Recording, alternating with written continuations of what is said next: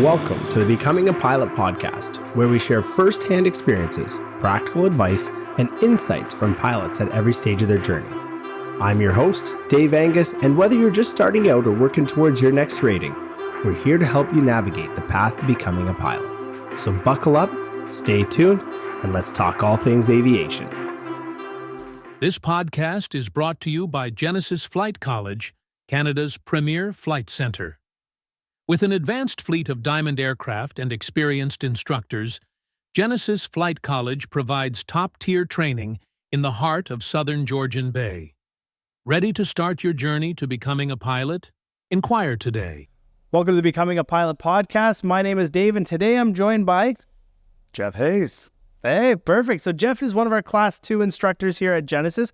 He also is the, and correct me if I got the title wrong, the program director for the Integrated ATPL and the Cadet program, like kind of the whole thing. Yeah, it's one of program. There's two phases of it: the Cadet program and the ATPL program. Awesome, perfect. So Geoff is the best guy to really explain this program and how it works. And kind of the little nuances between the two, because there are some differences. There are a lot of similarities between the two. Yeah. But the whole idea is to help guide any prospective students into what path might be the best for them. Okay. Yeah. So let's kind of start. What are the two different programs we have, and what are the big differences between the two? Yeah, excellent. So the Cadet program, we'll call that the program that is associated with an airline, Flair Airlines. And then you have your Integrated ATPL program. So main difference is with the Cadet program, you are starting off as a selected employee for Flair Airlines. So you start off with some interviewing, just like you would with the airlines. Right. So this process is quite intensive, just like a regular interview that you would have to prepare for a regular airline. They have compass testings, which is a computer-based cognitive testing program. You have full interviews with the company as well too, and about 30% of the people there are selected to move on past that stage. Okay, and then they can start the ATPL program, and that's where the main difference stops. Once you're in Genesis and in the ATPL program, it's the same syllabus, it's the same training, it's the same overall the standards and expectations of training. Perfect. Both the ATPL and the cadets both graduate with the same qualifications, and they are, ATPL ready at the end of it. So what is the qualification that they would graduate with? Yeah, so you've got 205 hours is the base criteria for flying hours. Okay. You're going to have your CPL license along with your multi and IFR, Group 1 IFR. And you're going to have your SAMRA and SAMRA written as well too. So the only thing that's missing after training at Genesis is experience. And when you build up your hours and experience, you will get your ATPL. Yeah, and that's at the 1,500 hour mark. It really doesn't matter how you get there. There's some little requirements along the way, which when you're at that point, you can figure out all the little nuance. But 1,500 hours is what you'll end up needing. But yeah, that's great. You come out with kind of a nice package, minus the experience. But again, it depends on what you want to get out of it, right? The Flair cadets, they're going to be going right to Flair. How they bridge their time between here and going to Flair is kind of up to them, but there's not really a requirement for them to build that experience. It should all be done at this point. But the Integrated ATPL, the cool thing with that is that there's so many options, right? Yeah. They could go and fly, we have students going and flying up north. There's some pipeline stuff around here, skydive, and instruct with you and I, come join the team. Yeah. Lots of different options and also, like we were talking about before here, is just depends on kind of the environment of the industry, right? We go back a few years and you could go walk right into a first officer position with 200 to 250 hours, or just above that. But then you go back 20 years ago and you might need 3,000 to 4,000 hours, right? So Yeah, I mean, the only thing consistent about aviation is change. yeah, exactly. From traditionals will be like, oh, you got a time build, you gotta go, Right. The bush flying route or something along that lines. Yeah. And it's just not the case anymore. One of the key things about the training that we do here at Genesis is really incorporating the newest technologies. And giving people more of an advanced training, even though their hours are low, their training is higher. Right. So their skills are higher coming out of the training today. And that's why the industry's been able to take pilots at lower hours. And our regular ATPL program too, although it's not where you have a job offer before while you're in the program, companies are recognizing it across the industry, and we're really getting a lot of ins, if you will, with companies. Sure. Yeah. Where they know the level of training that we're providing here. Yeah. And they're interviewing our candidates first because of that level of training. Yeah, for sure. We've definitely seen that with our students. But like you were saying, like the integrated ATPL programs, they've been around for a long time, but they've always been like the gold standard, right? Mm-hmm. You go to a college or university or some of the more established schools like us and the other ones in the area, that's what they're providing is that integrated ATPL. It's the gold standard in flight training if you can do that. I always say to keep it very simple is think of it like going to a university program. Like you're going to school, it's full time, it's a university, you're essentially getting your degree, right? Yep. Is there other ways to do it? Yeah, you can go modular. I went modular. I believe you went modular as well. Yeah. There's other ways to do it that fit your life. You and I got into it not when we were 18, right? So it worked for us. Whereas someone that's younger, it doesn't. You don't have to. You have to be younger. You could do it at any age. We have students that are older than me. Yeah, we have. We know you're not over 35, though, right? Yeah. But yeah, we have people that are second, third careers, and so it's never too late to get into it for sure. But then there's different options just based on your life situation, right? Which is really good. And the all paths lead to the same end, right? So when you're done, you're having all the qualifications that you need to be job ready when you're leaving here. You can do it as short as 12 months if you're in, self-paced and you're really motivated. And we've seen 12 months. Our standard program is 18-month guideline. Which is crazy. Not a year and a half. Took me 5 years. So, and university programs and college programs, they're all like 3-4 years long as well too, right? When you're not even flying the first year you're there. Exactly. And then you're getting cut. Yeah. Because they've got to get that down. Like we've talked about in previous podcasts, the statistic, which is crazy to me for publicly funded schools, so college and universities, is 30% success rate, whereas private career colleges is 80 plus, and it's not even normally because someone failed out due to academics. Yeah, it's normally financial or normal drop off. Like you're going to have that anywhere. But the publicly funded, because they are publicly funded, they are cheaper. However, they can only have so many go through. They can only cater to so many, and they are expecting either 70% leave or they got to get rid of them. Yeah. And we see it here all the time. We see people. So it may look like, you're saving money going that way. When you end up at a school afterwards, are you really that far ahead is kind of what I ask. Different options, right? Different options. And the thing that's great about here is we'll never, talk down about those other products. Yeah. It's just different options. Yeah, absolutely. Now to circle back, you were talking about the equipment and kind of the advanced training that we have here.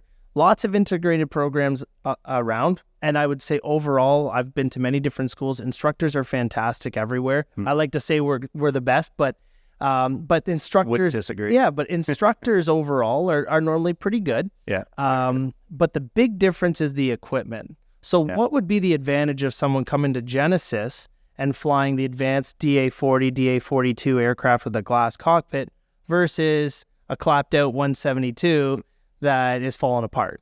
Well, I've done both. Yeah, same. Same. So like when I started my training, the plane was about the same age as me. Yeah. I started in my 40s. That's a new plane. That's a new plane, some training. You're walking into where there's less of a learning curve. Right. Going from a six-pack, it's just not realistic that that's going to be the majority of your flying moving forward. Sure. You're learning a lot of stuff that you just don't need to learn. Right.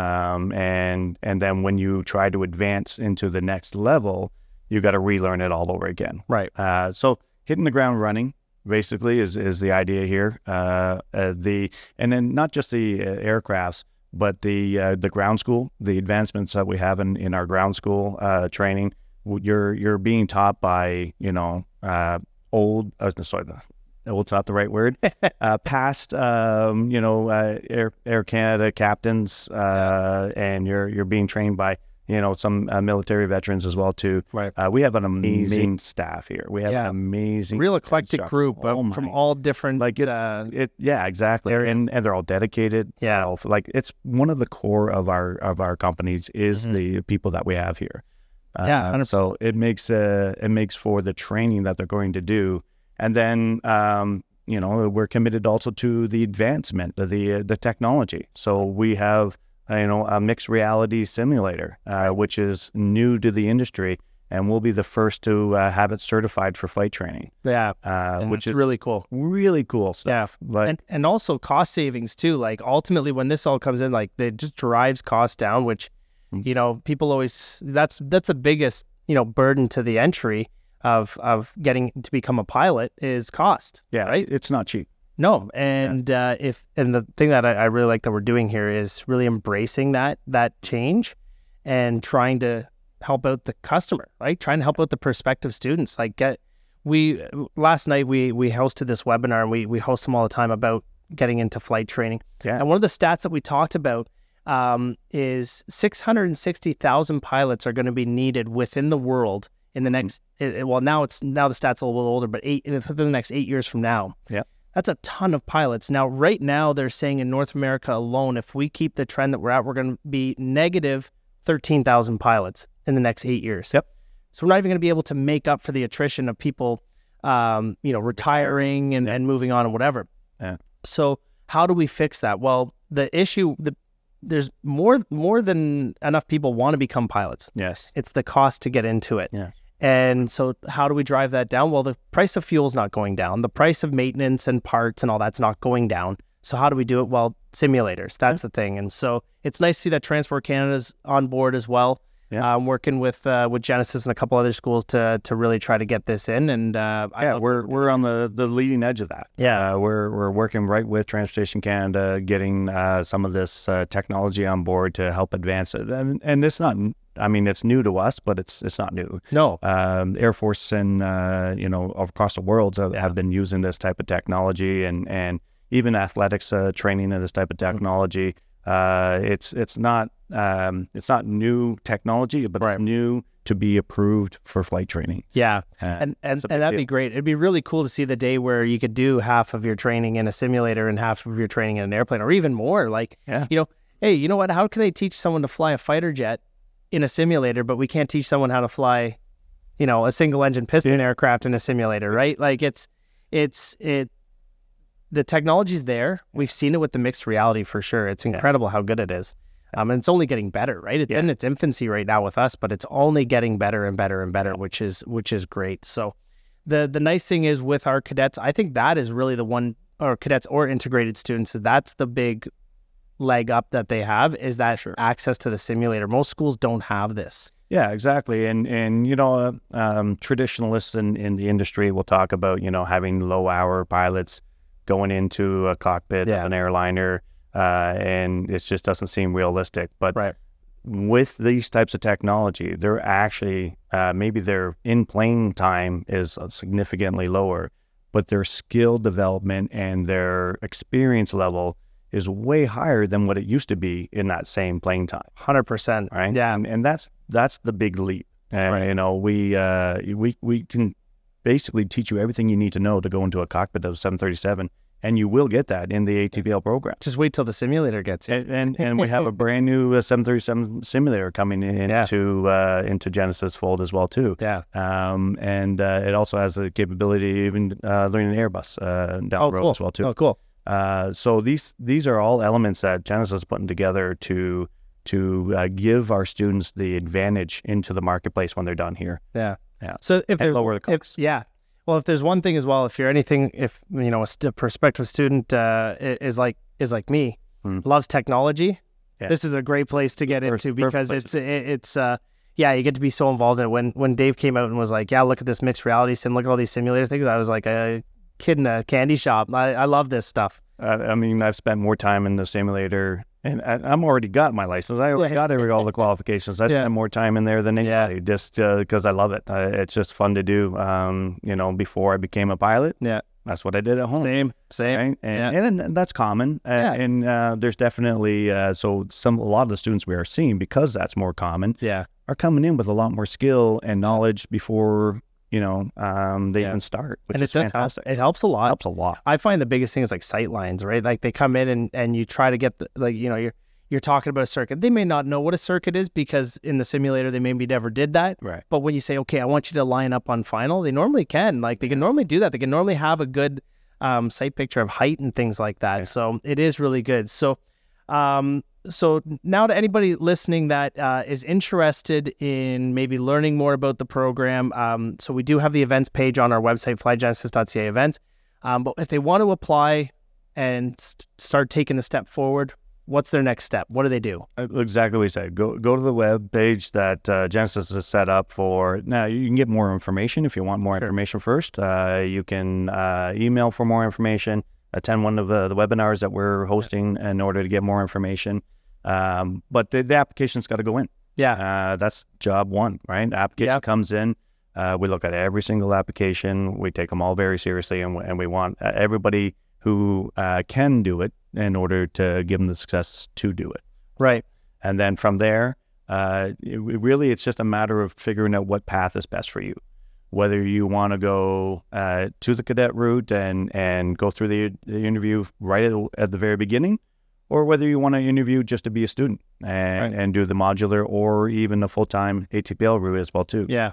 All these, it's customized to the individual to make sure that we are providing a service for everybody, and they can be the most successful as they can possibly be.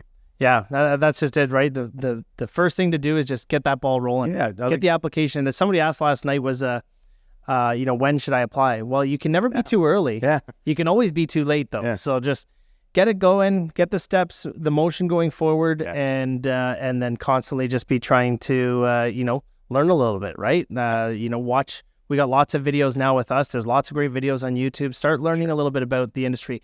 Go for a discovery flight, right? Doesn't have to be with us. Can be anywhere. Go for a discovery flight. Make sure you like being in a small airplane, right? Most people don't have an issue with it, but some people do. Yeah. So you're going to be spending a lot of time in one. So, great. Awesome. So, I don't have anything else for you. I think that was great. I think we're time. I think we got to go fly some airplanes now. So awesome. Thanks so much, Geoff. That was fantastic. Appreciate you coming on. We'll get you on again. Just a quick shout out. Yeah. You've been doing a great job with this podcast. Thank you. And really, we love you having us out here representing us in this podcast. And I think you're doing a wonderful job. So I want to thank you personally. Thank you. Appreciate it. It's been fun. Yeah. It's been a challenge, but it's been fun. It's good. Yeah, keep it up. All right. Thank you.